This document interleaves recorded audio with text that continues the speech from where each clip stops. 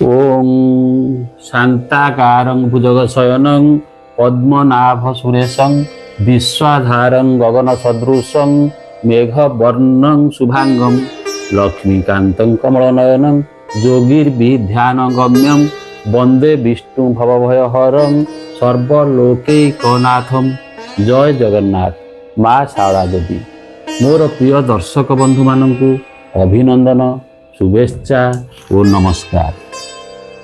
ये मासर उपस्थापन आमे देखिबा 2025 फेब्रुआरी मास पई कौन रहिबो 12 गोटी राशि भाग्यफल, पर्वपर्वाणी और ग्रह मानकर स्थिति।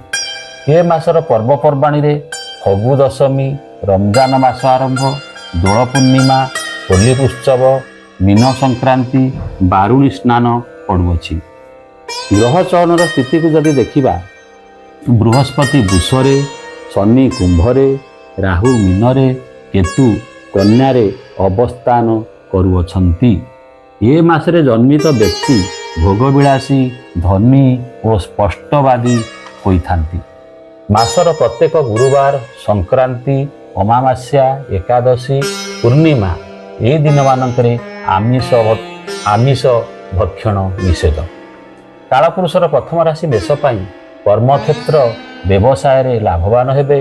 पारिवारिक रोग और संपर्क रे सामान्य त्रुटि देखा दे पारे। छात्र छात्री और विद्यार्थी माने कृतित्व हासिल करिवे। प्रतिकार सोमवार संक्रांति शिव दर्शन कले बहुत भल। वृष राशि व्यक्ति विशेष मानक पाई धर्म और सामाजिक उन्नति दिगरे धन व्यय हेब। व्यवसाय और विभिन्न दिगरु आयर सूचना मध्य मिले। देह और मन भल रहिबो। छात्र छात्री माने श्रृंखलार सहित कार्य संपादन करिवे।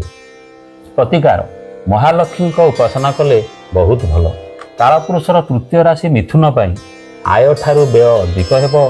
दूर यात्रा और धर्मानुष्ठान सह जड़ित रहिबे। परिवार सह मनांतर शरीर पीड़ा जोग मध्य अछि। छात्र छात्री माने उपकृत हेबे। प्रतिकार शनिकर बीज मंत्र प्रत्येक दिन जप करंतु। कर्कट राशि व्यक्ति विशेष मानक पई शांति बजाय रखिबाकु हेले धर्मानुष्ठान सहित जड़ित रुहंतु। निजर स्वास्थ्य, बंधु परिजन और व्यवसाय रे सामान्य क्षति होबार सूचना मध्य मिले। विद्यार्थी और प्रतियोगी माने परीक्षा रे सफलता पाइबे। प्रतिकार प्रत्येक दिन हनुमान चालीसा पाठ करिबा विधेय। कालपुरुषर पंचम राशि सिंह पाई आय अपेक्षा व्यय अधिक हेबा सहित विभिन्न प्रकार चिंतारे शारीरिक पीड़ा अनुभव करिवे। उपरिस्थ ऑफिसर किंबा गुरुजन मानक ठारू विरोधाभासर सूचना मध्य मिले। छात्र छात्री माने विशेष भल फल प्रदर्शन करिवे नाही। प्रतिकार शिवंक पाखरे जलाभिषेक करणी। कन्या राशि व्यक्ति विशेष मानक पाई कर्मक्षेत्र व्यवसाय और सरकारी स्तर लाभवान हेबे। स्वास्थ्य भल रहिबो। परिवार और बंधु मानक ठारू सहयोग मध्य पाइबे। छात्र छात्री माने मध्यम फल प्राप्त हेबे। प्रतिकार जगन्नाथ स्तुति प्रत्येक दिन पाठ करिबा उचित। कालपुरुषर सप्तम राशि तुला पाई मानसिक अशांति, व्यवसाय और चाकरी क्षेत्र में विशृंखला, शरीर मध्य सामान्य असुस्थ होई पारे।